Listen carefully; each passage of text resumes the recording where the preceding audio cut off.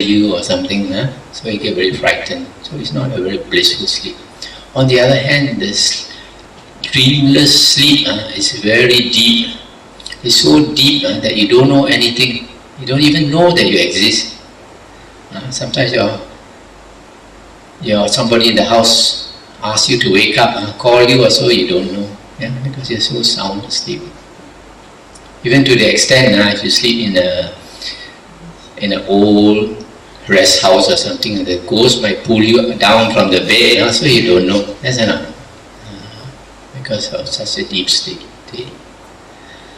So because in that state, you don't know of anything, you don't even know that you exist, that's why it's so blissful. And we have a body and we have a mind, that is the arising of dukkha. So in that deep sleep state, you have no self, no mind, no body, you're not aware. That's why it's so blissful. That's why the Buddha says Nibbana is the highest bliss. So these are the 5 steps to happiness. First one is contentment. Second one, prevent unhappiness from arising by keeping moral conduct, precepts. Third one is to give happiness to others by doing dana, understanding the law of karma vipaka. We give happiness to others, we will get back happiness. The fourth is to overcome the 5 hindrances which give us mental suffering by meditation, samatha meditation, disciplining the mind until the mind is a source of happiness rather than a source of unhappiness. So that's the fourth. The fifth is to try to achieve Nibbana by practicing the Buddha's way, the Noble Eightfold Path. Okay. Now these 5 steps to happiness, anybody practicing them? Think about it. Who is practicing these 5 steps to happiness? The monk. Now people think the monk's life has a lot of dukkha. Actually, he is cultivating the way to happiness. Right? Practicing all these things.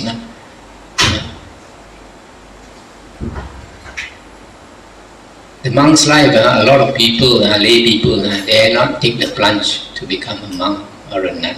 Why? Because they think a lot of suffering. In a way it's true. But then the beginning only is suffering. Towards the end is sweet.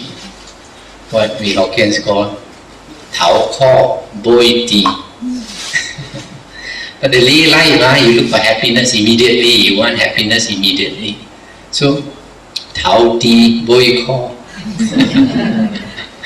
That's enough. Also, just now I mentioned life is a gamble. Everything you do is a gamble. Choosing a partner is a gamble. Choosing a job is a gamble. But because you want to seek happiness, you sometimes take the gamble. Right? Some people, even to the extent of migrating overseas, take that gamble. Pull out all your roots to go overseas. That's a hard decision to make. You take it because you think it's worth the gamble. So actually monks also take a gamble, When we take the plunge to become a monk, we lay down our life. Don't want anymore this lay life. Give it up to become a monk. But lay people dare not take the gamble. So like Hokkien say, monks bot tua. Lay people bot say. That's enough. And you buy echo, you put $1 or $5 or $10, say spot say, isn't it? If you know your number going to come out, you put a few hundred ringgit, no money has to borrow, never mind. That's enough. That's enough. So monks are great gamblers. Yeah.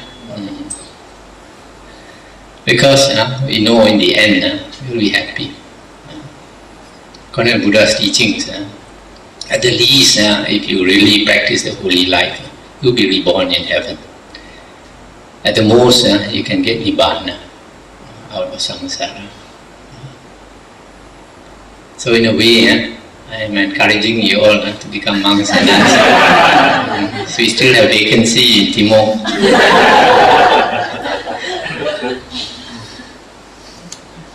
Okay.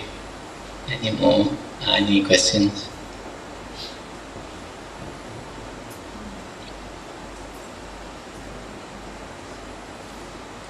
You only people to write. Okay, you're saying that those hungry ghosts, they come.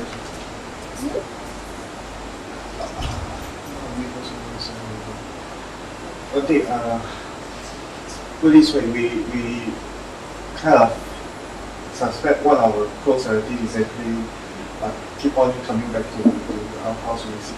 You're saying that we should offer food and clothes to them. How should we do it? People who don't know the Dhamma, sometimes they offer by the roadside. What in Hokkien we call porto. But if we know the Dhamma, we try to offer to a monastery or a nunnery. Why? Because the blessings is multiplied. If we give a bowl of rice to a ghost by the roadside, that ghost will only get one bowl of rice. If you give one bowl of rice to the monk, and then you transfer the merit to the ghost, the ghost may get 1,000 bowls of rice. That's why people like to offer to monks and nuns. You can offer also, if you don't have the opportunity, you can offer to an old folks' home or orphanage, transfer the merit. Most important two things for a ghost we need is food and clothing. One day, do they really eat the food offered? You see, everything is mind created. And firstly, they come back to the relative because he or she believes that only the relative will want to help. So that's why it comes back. Now, I've read that doctors have done experiments using hypnosis, where they put a person to sleep, and then he tells that person, I'm going to touch your hand with a red hot piece of metal. Then he uses a pencil and touch the hand, and then the hand gets burned. Why? Because that person actually believes it's a red hot piece of metal. So that's why mind is so important. So because that being is waiting for this food offering, when you say you transfer it to that person actually sees. That's why people always think of ghosts. They go everywhere so they see ghosts. People don't think of ghosts, they don't see ghosts.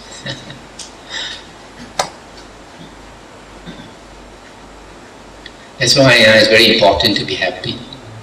If we are happy, we have less sickness. A lot of sickness is mind-made. So we are depressed, we are unhappy, and then we become sick. But to get happiness, to have this happy feeling, you have to work for it. Things don't come by themselves. Nothing is free in this world. You have to work for it. When you say the ghosts need clothes and food, does it mean that they assume the body that they have before? And they have feeling? All beings have a body. It's just that we cannot see a ghost body. But dogs maybe can see, that's why they howl at night. So according to the Buddha's teachings, you cannot have consciousness without a body. Some people think, oh, I pray to Kuan Yin. Kuan Yin is forever chirchai, they say forever happy. There's no such being who has eternal life and forever happy. As long as you have a body, your life is limited. As long as you have a body or a mind, you will suffer. So, ghosts have a body, and the body, because of their previous life, If you look at the ghost face, probably might resemble the human face that that person had before. For example, a few years ago, about 4 years ago, my old friend in Kuantan, he phoned me up. He said the mother just passed away and they kept the body for a few days. After that, they buried the mother. After 2 days, the mother entered the sister's body and came back to the house, entered the sister's body and spoke to my friend. And he told my friend, he said, I have something very important to talk to you. That's why I come back to talk to you. And then I have to use your sister's body. I'm very sorry for her. I know it makes her very tired, but I have no choice. I have to speak now. Later, I don't have the opportunity to speak. Then she said she's suffering a lot. She's hungry.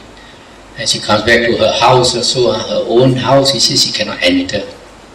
That means the Deji Gong blocked her. Formerly she's the owner of the house. Now she's a ghost. No more recognized as the owner. So the Deji Gong prevent her from entering the house. So that's why she had to enter the daughter's body and talk to my friend.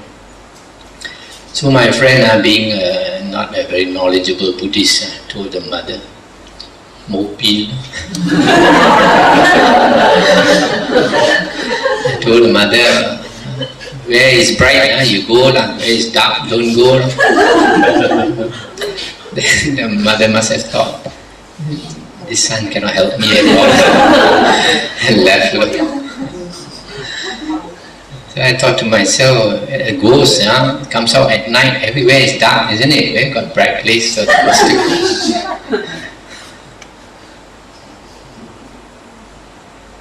And then my friend told me, when the sister to the mother talked, the voice sounded exactly like the mother, and the way the mouth moved also exactly like the mother.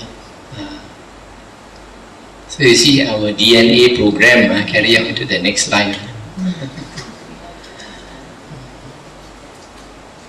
And then you mean that ghost only comes out at night? You know, like animals, usually they come out at night. But if they are very hungry, sometimes the snake also comes out in the daytime. Yeah? So normally ghosts will come out at night, but it's very desperate, sometimes daytime also they come.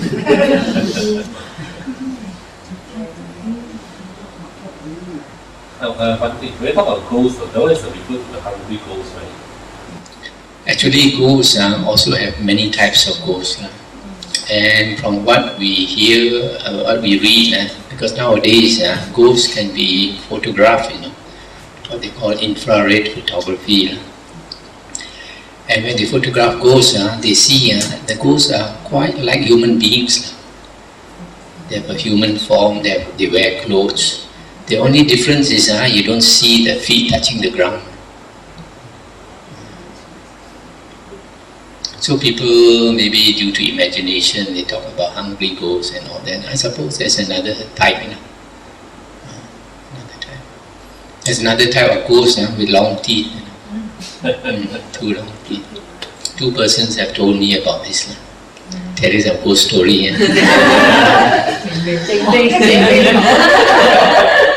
Many years ago, when I was staying in Penang Hill in a cave alone, 3 people who were practicing TM, Transcendental Meditation, came to visit me. One was a Malay and 2 Chinese. This Malay actually was the teacher of this TM, and because he married a Chinese, he was a bit different.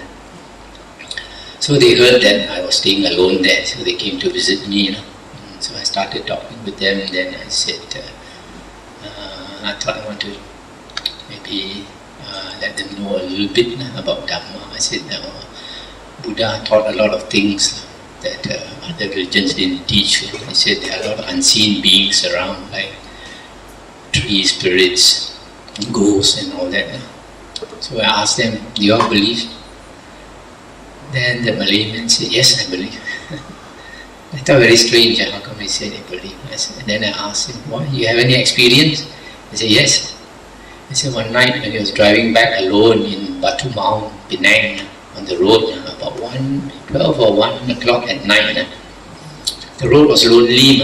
Then he saw one lady walking alone in white on the road, walking alone. Then he thought very strange, how come one lady walking alone wearing white? Then he remembered people say this road sometimes haunted. Then again he remembered people said if you see a ghost the feet is not touching the ground. So he decided to drive slowly and observe. So when he came here, actually the feet was not touching the ground. Then the ghost turned around and looked at him. Then he saw 2 long teeth protruding here. He got so frightened, I drove home. I said his legs couldn't stop shaking for 45 minutes. So that was the first person who told me about this type of ghost. And the other person who told me was an old man. He said his auntie had a very nasty temper. And then always getting angry, and sometimes in a frenzy. So the children, I suppose, found it very difficult to look after her and sent her to a nursing home. Even in the nursing home also, she'd get into these tantrums, rage tantrums. So one day she got into this rage tantrum, and then the doctor phoned the children to come, and the doctor gave her an injection. She fell asleep. So the 3 children came in 3 different cars. So this old man who told me, he said he happened to drive past that nursing home, and he saw his cousin's 3 cars there. He thought maybe something happened to the auntie, maybe died or what. So he stopped his car, he went in. He said there were about 6 of them in the room. When he saw the auntie, he got a shock. Auntie was sleeping, but 2 long teeth came out. They tried to cover the teeth, also couldn't cover. So they could see these 2 long teeth for 2 days. And after 2 days, the auntie died. When the auntie died, the teeth disappeared. What does it mean? It means that she had already turned into that type of ghost.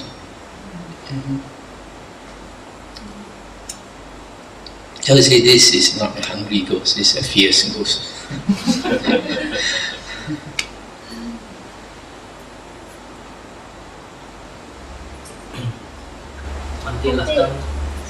Bhante, when they think like that, right, do they actually harm people when they are in that routine? I suppose they harm each other. Somebody asked me last night, what's the point of keeping sila and all that? Suppose now I don't keep sila. Next life I'm reborn as a dog. When I'm reborn as a dog, I don't know. Previously I was so and so. I told him, don't be so sure. Then I quoted the case of this, my friend in Kuantan, the mother who passed away. So she said she has to speak now, because later she will not have the chance to speak. Because I think when the person is reborn as a ghost, immediately that person remembers the previous life. But after that, she might be pulled away to be some wife or some other ghost or mistress, or get beaten and get all these things. She gets all excited and caught up in the ghost world. Slowly, a memory of this previous life may fade away. Unless her karma is not so bad, she comes back to the house and she can stay in that house all the time, then not disturbed by other ghosts. Maybe she can still stay with the family. So it's like some children, when they are reborn, they remember their previous life. They keep telling their parents they want to go back to their house, previous house. And then when the parents bring them back, they can recognize their previous life relatives.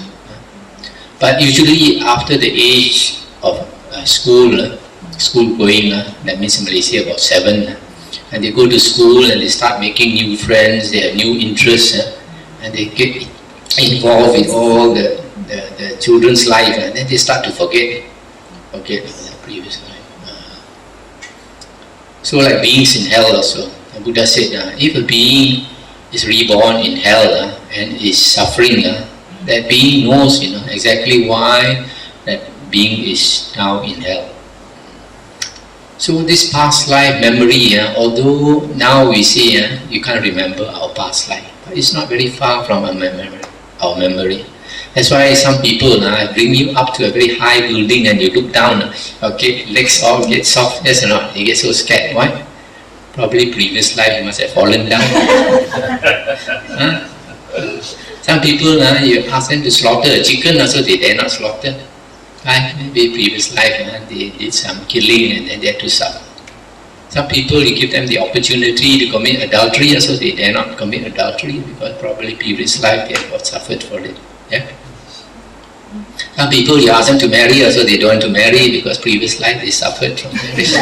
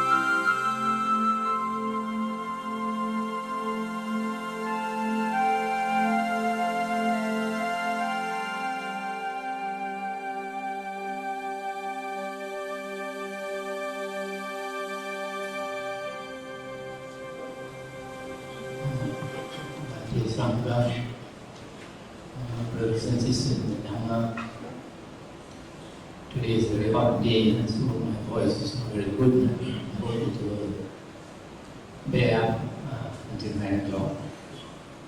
Okay, tonight the topic is worldly currency versus spiritual currency, or worldly wealth versus spiritual wealth.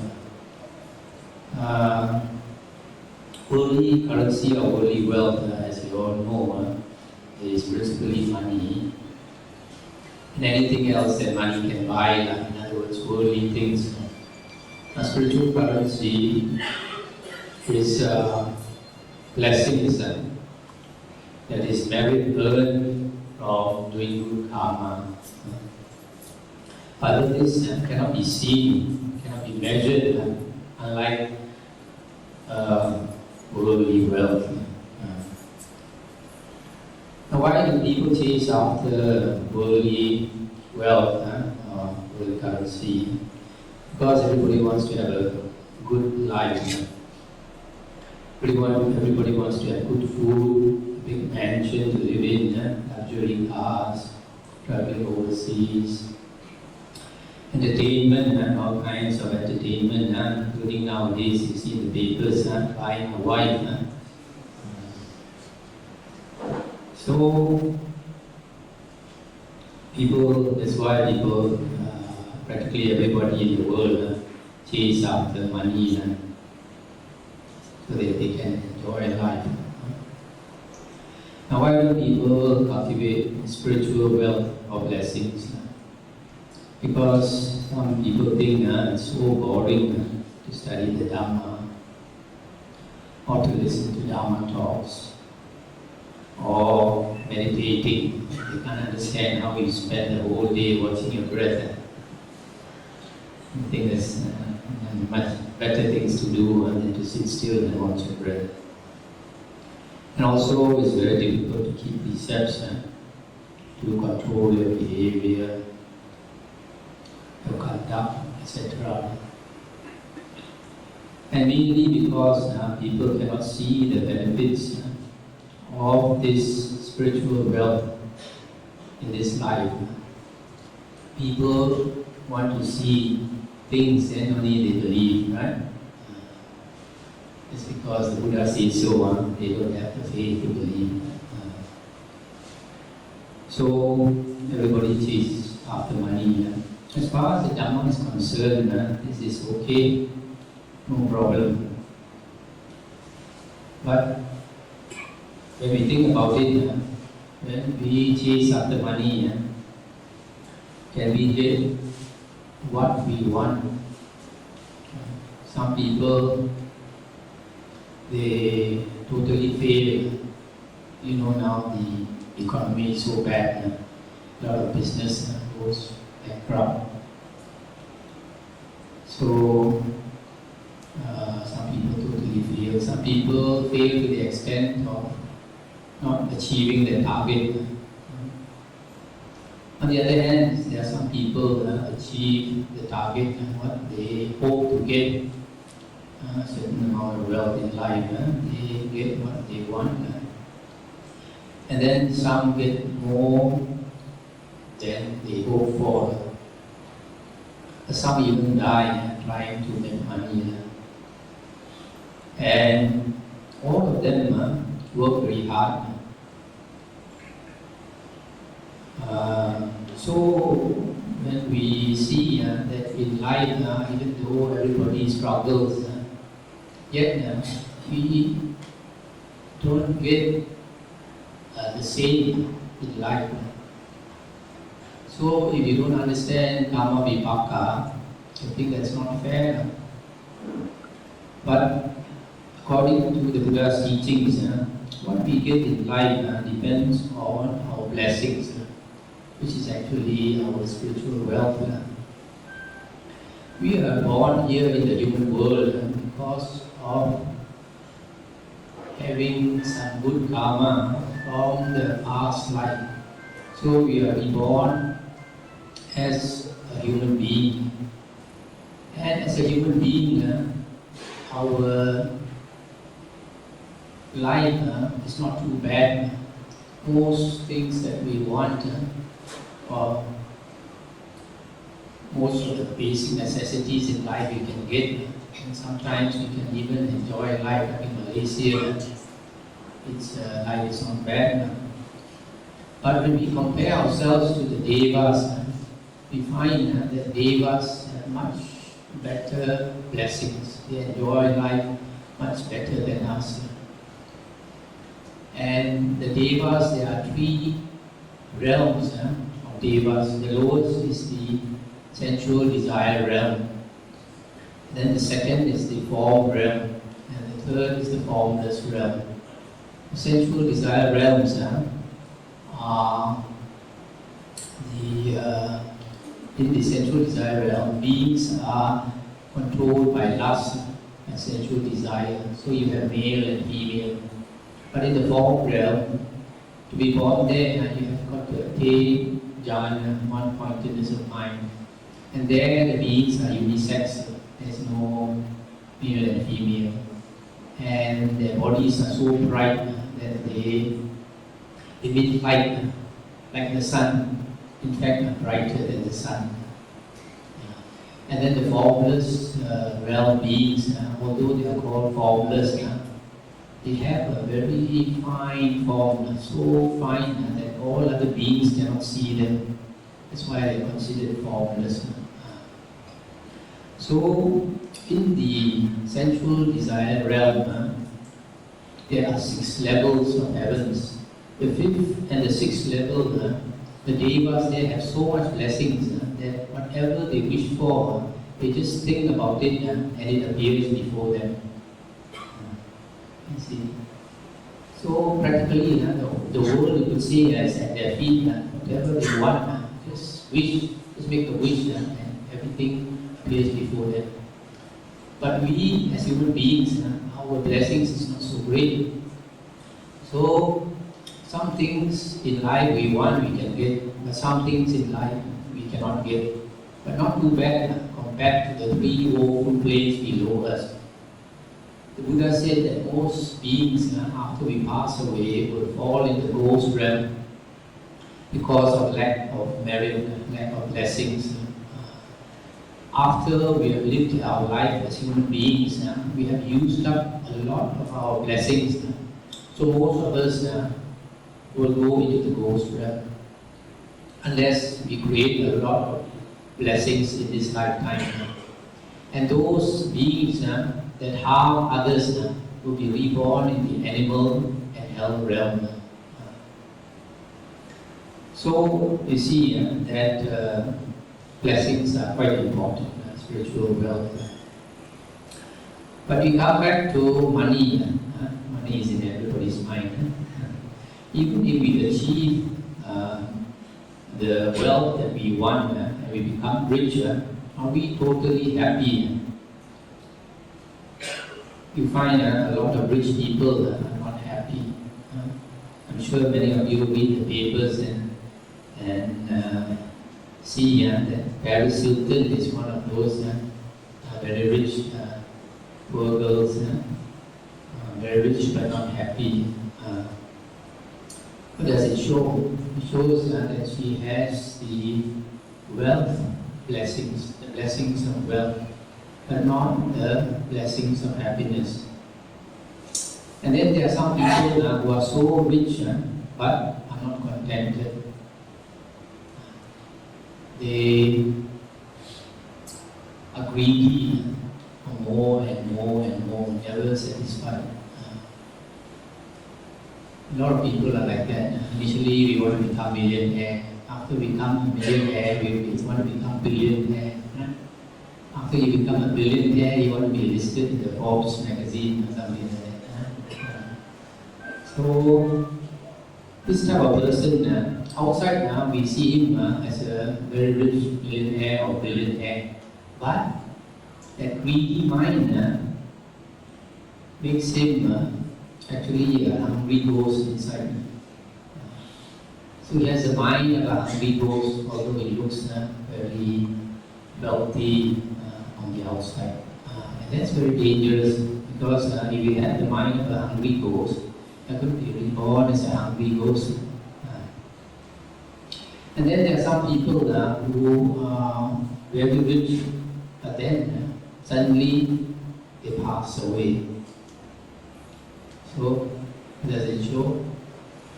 It shows they have the blessings of wealth, but not the blessings of life, long life. So that is another shortcoming. So you see, this wealth alone is not enough. And there are some people who are very rich, but they are dogged by poor health, always sick. Throughout their life, they are always sick. So they don't have the blessings of good health. And then there are some people, they strive hard to make money, and then they become rich, maybe a millionaire. And they become a millionaire for many years, but after a good many years, suddenly they become bankrupt. We also have such people. This shows that their blessings is not sufficient to last so long. After some time, the blessings is used up, so they become bankrupt or something like that. And then if you have wealth also, when you die, are you going to get a good rebirth? Probably not. Many years ago, we had the richest man in the world, it was called Howard Hughes. Right? He's well known as a playboy, because he was so wealthy and he was dating all the Hollywood film stars. And then it was reported in the papers that when he was old, just before he died, he became a recluse.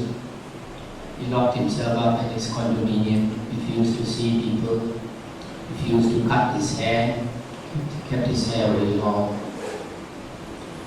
In other words, he had the behavior of a ghost, which is not a very good sign. So, according to karma, having used up all his blessings, he didn't do enough merit, so he might be heading for the ghost realm. So you see here that wealth is only one of the many blessings that we require in life. So many others are important. We want long life to enjoy our wealth. We want good health. We want our wealth to continue. We want to have a good rebirth.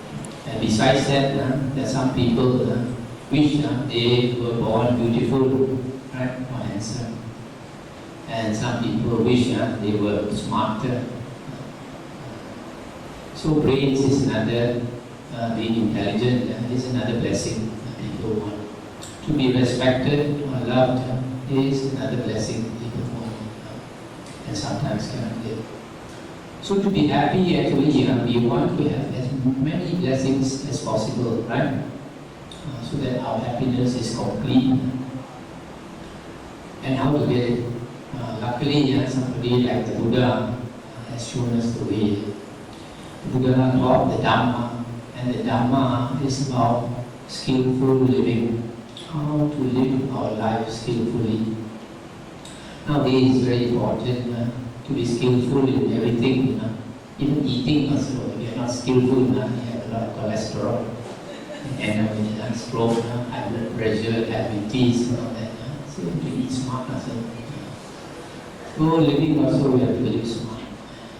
So the Buddha discoursed about 5,000 suttas over a period of 45 years, trying to show us the way to lead a skillful life. And many of these suttas are actually very enlightening, like the Chula Kama Vibhanga Sutta in the Majjhima Nikaya 135, where it talks about karma, why people are born different in the world, and how to get what you want. For example, if you want to be born beautiful, don't get angry. Every time you get angry, fierce, your face becomes very fierce. Every day you make your face become fierce. Naturally, you will be born ugly. If you want to be healthy, don't torture other beings. You torture other beings, make their body painful. It's natural to be born with a body that always give a lot of pain. And then you have suttas like the Mangala Sutta, also blessings, how to achieve the highest blessings. Inside there, we have all this formula, 38 things. So it is very important for us to study the suttas. The suttas are extremely important. That's why the Buddha wanted all his disciples to listen to his suttas. That's why he called his disciples savakas, hearers or listeners, 声闻 in Chinese. So if you consider yourself a disciple of the Buddha, a follower of the Buddha, you should study his words. And his words, his real words are in the earliest suttas, earliest Nikayas, the four Nikayas, Digha Nikaya, Majjhima, Samyutta, Anguttara. So if we study his words, then we will slowly change our lifestyle to accord with the Dhamma, and slowly we become more and more happy people. Now, the Buddha taught in the suttas how to be happy by getting the blessings. So this the Buddha gave this formula, Dana, Sila, Bhavana, to attain punya, blessings. Dana is charity, or generosity. Generally, people associate dana with giving money, but it's not only money. Like in Hokkien, we say, "Lui chut lui, lat chut lat." If you have money, you give money. If you have energy, you give energy. So many other things you can give. You can give kind words. When somebody is grieving, you give that person kind words. When somebody is sick with cancer, you will see that person, console that person. That is also giving kindness. So, printing books is the giving of Dhamma. So in other words, when we do dana, we give happiness to others. When you give happiness to others, the law of karma vipaka says that happiness comes looking for you. Every now and then, happiness will come and knock on your door. You'll be surprised. How come you get this and you get that? Because of good karma. So that is the first thing. We give happiness to others, and happiness comes back to us. The second thing is sila. Sila is moral conduct. And moral conduct means keeping the precepts which help us to refrain from harming others. For example, the 5 precepts that Buddha taught that lay people should keep. First one is not to kill. If you don't kill, then you give long life to others, and naturally you get back long life. Second one is not to take what is not given. If you don't steal, then when you employ people to work for you, then they won't steal your things. Third is not to commit adultery. If you don't commit adultery, then you don't break up people's families. Then fourth is not to lie or cheat people. If you lie or cheat people, then people will lie and cheat you. And this precept includes 3 others: not to speak coarse words, not to carry tales to cause people to quarrel, and not to engage in idle gossip. And the 5th precept is not to take liquor, drugs and other intoxicants to spoil your brain. So basically, these are the 5 precepts. Also, the Buddha said, lay people, when you earn your livelihood, you should engage in right livelihood, not to harm others. Just as you like to cari makan, other people also have to cari makan. So live and let live. Don't be so selfish as to only think of yourself. Be considerate to others. So this precepts, when we keep sila, we keep the precepts, so we don't give suffering to others, we don't kill, we don't steal, etc. And if you don't give suffering to others, suffering does not come knocking on your door. Right? Then the third thing is bhavana. Bhavana is development of the mind. And development of the mind consists of 2 things, 2 parts. One is to study the Dhamma. When we study the Dhamma, we get wisdom. A lot of things that we should know, we don't know. Then when we study the Buddha's words, then we say, yeah, so logical, why didn't I think of it before? So you see, common sense is not so common. Nowadays, ringgit more common. So, this is the study of the Dhamma. Then another part of bhavana is meditation. Meditation is to train the mind to focus. Our mind is not focused. Most of us, we are chasing after a lot of things in this world, so our mind gets to be very scattered.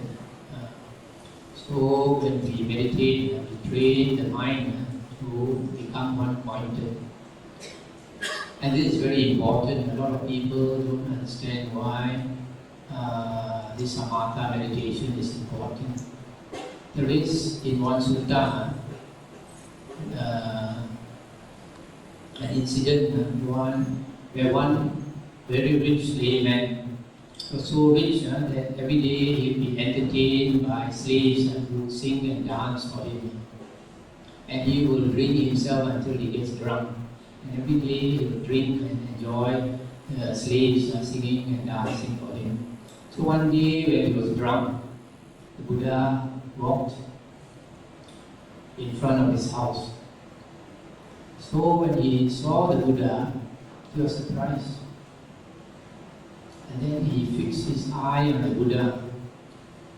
He concentrated, because in his previous life he probably was an ascetic, a monk or something. So the sight of a samana, a monk, roused his interest. So when he focused his eyes on the Buddha, he looked at the Buddha, Then he was able to shake off his drunkenness. Can we do that? Unless you have trained your mind to be one-pointed, when you're drunk, you cannot shake off your drunkenness. When you're sleepy, you cannot shake off your sleepiness. But if a person like that can train his mind to be one-pointed, then when he listens to the Dhamma, his mind becomes one-pointed. And then he understands the Dhamma. And that was the way many of the Buddha's earliest disciples became arahants, just by listening to his Dhamma talk.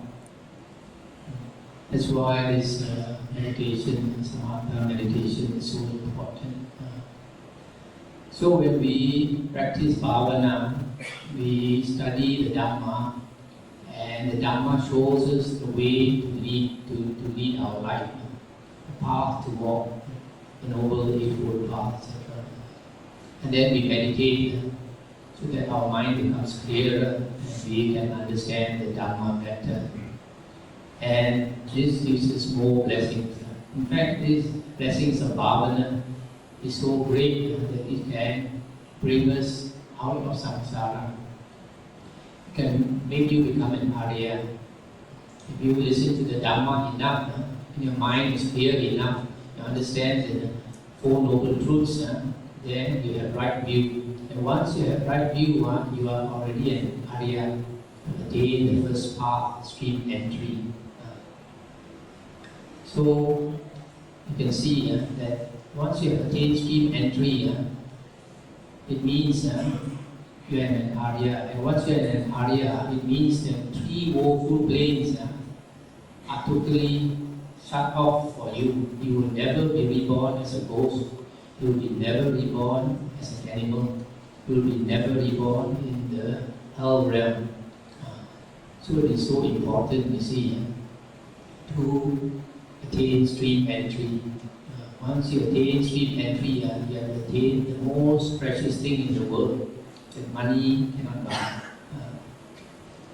So this is the formula for lay people to attain this happiness and the blessings that will give you happiness. But for monks, it is a little bit more. In the suttas, the Buddha listed out charana, conduct for monks, or practice for monks. And one of the things is contentment.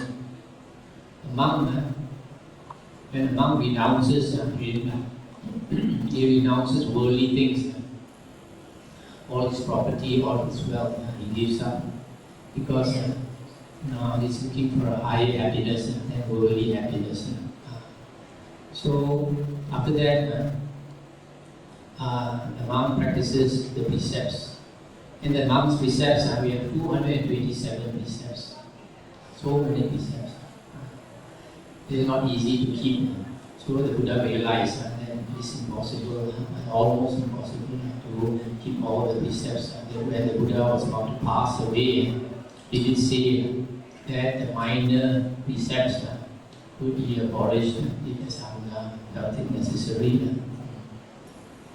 Now, there is an Indian belief, and I also believe, that every precept you keep, there is this Deva that protects you. Or can say who what sin. So, the more precepts you keep, the more Devas protect you. That's why you see those virtuous monks, those meditation monks, they go deep into the forest alone. And when they go alone into the deep forest or in dark caves, you have strange beings, powerful beings, some fierce devas, and some fierce ghosts. But these beings, they are psychic. So if a monk is virtuous, straight away they know it's a virtuous monk. And instead of harming that monk, they will protect the monk.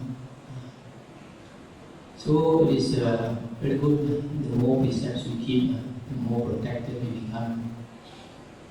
So that next time you sit on the bus on the highway and you fall down you won't be one of those who pass away.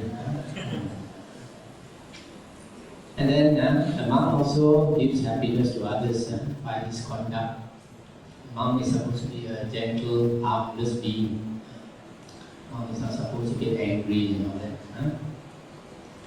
And by becoming a monk, the monk gives the lay people the chance to do dharma.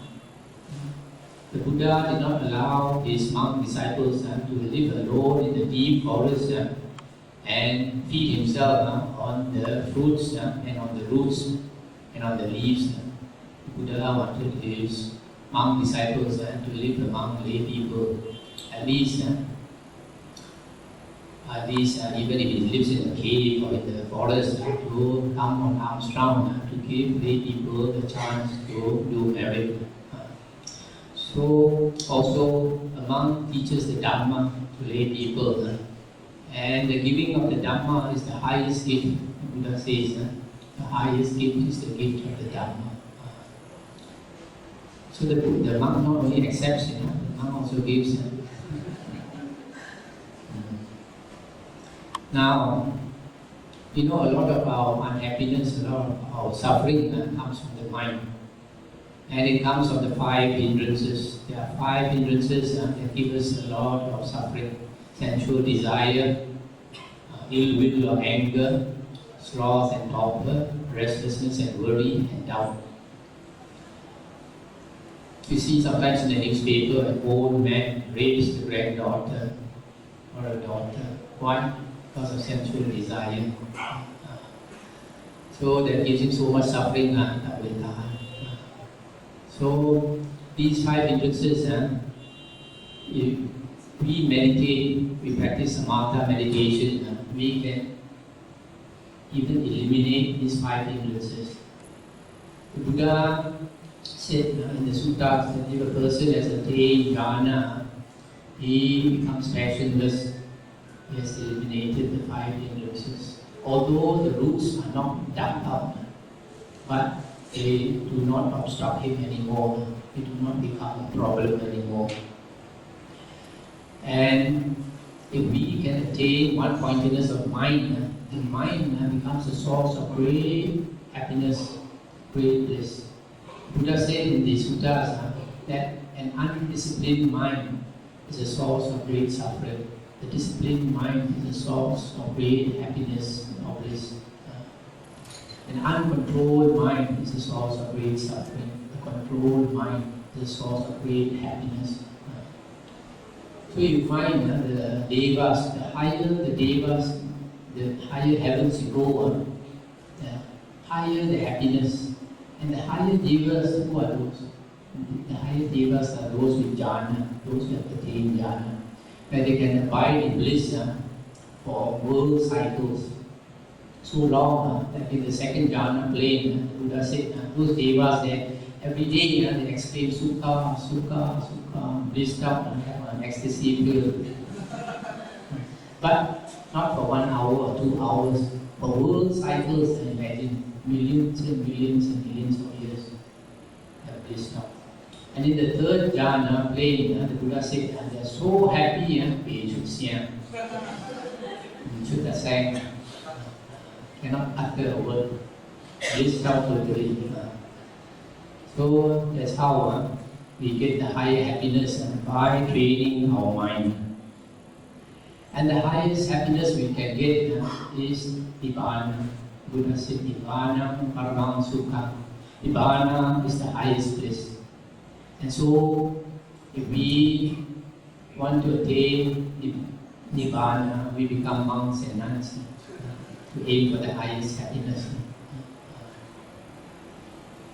So that is the formula for monks and nuns: contentment, keeping precepts, giving happiness to others, meditating to eliminate the 5 hindrances, and practicing the Noble Eightfold Path for the highest happiness. So in conclusion, I like to say that in the Buddha's teachings, the Buddha did not say that money is wrong. Buddha said, for lay people, enjoy life, make as much money as you can, own as much property as you can, but use it wisely. Make yourselves happy, make your family happy, make your relatives and friends happy. But the Buddha also said, don't eat stale food. What is stale food? Stale food is food left over from yesterday or the day before yesterday. And that refers to the riches you have now. The riches you have now is a result of the good karma you created in the past life, or 2 past lives, or 3 past lives ago. So that is stale food. So the Buddha says you have to get new food by creating the merit now, create more blessings now, so that to ensure that you get good food again in the next life or even this life. So remember, don't just rest on your blessings from the past life. You have to create more blessings from dana, sila, bhavana. The other thing you have to remember is wealth is only one ingredient of the happiness cake.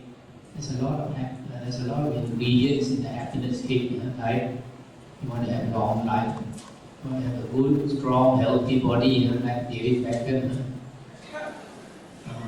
You want to be intelligent, you want to be beautiful, handsome, etc. So, not only wealth is important, all the other things are important. That's why the Buddha said you have to practice this dana, sila, and bhavana. The other thing we have to remember is that worldly currency is like banana notes. You know what is banana notes? Only old people like me will know. When the Japanese left after the Second World War, they left a lot of Japanese money. When they came to Malaysia, I think 1942, and they left in 1945, they thought they were going to stay here forever. So they started to print a lot of Japanese money. They don't call it ringgit. So when they surrendered in 1945, the British came back, all that money was worthless. So when I was a small boy, we had plenty of Japanese notes to play with. And those were called banana notes because the banana tree was on that money. Now, banana notes are no more of any use. So all the wealth that we have now, when we pass away, it becomes banana notes. We cannot bring it along to the next world.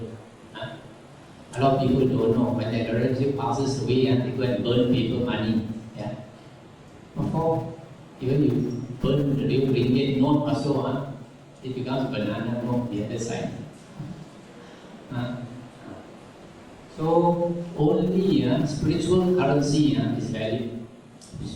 Spiritual currency, if you develop it in this lifetime, you can bring it along to the next life. You can use it. It is more than international. It's inter-life, life after life, you can use it. And the last thing I like to say is, in the Samyutta Nikaya, I think Sakka Devaraja Samyutta, there was an episode, a story about a poor beggar. He listened to the Dhamma and he had faith, so he used to come to the monastery and listen to the Dhamma, and he started to practice to keep his sila and practice to be generous, etc. And then when he died, he was reborn in the heaven of the 33 with Sakka Devaraja. And he became so handsome and bright, his body and his light outshone a lot of devas. So they were very surprised, who is this person so looking so great here? So when they started to investigate, they found that he was a poor beggar. So they were very annoyed. This fellow only a poor beggar, now he's outshining all of us. Don't look down on the poor beggar. Outside only he's poor, but inside he's not poor. So say with the monk. A monk is called a bhikkhu. Bhikkhu comes from the word bhik, actually became the English bag. So the bhikkhu means a beggar. And this word the Buddha purposely used for his monks. The Buddha called his monks bhikkhu, beggar. But lay people cannot call the monk bhikkhu. It's impolite to call the monk beggar. Right? So you should always call the monk Bhante. But the Buddha called his monks beggars. So just because the bhikkhu begs for his food, don't look down on him. Outside, he doesn't have the cent to his name, doesn't have a ringgit to his name, but very wealthy inside. And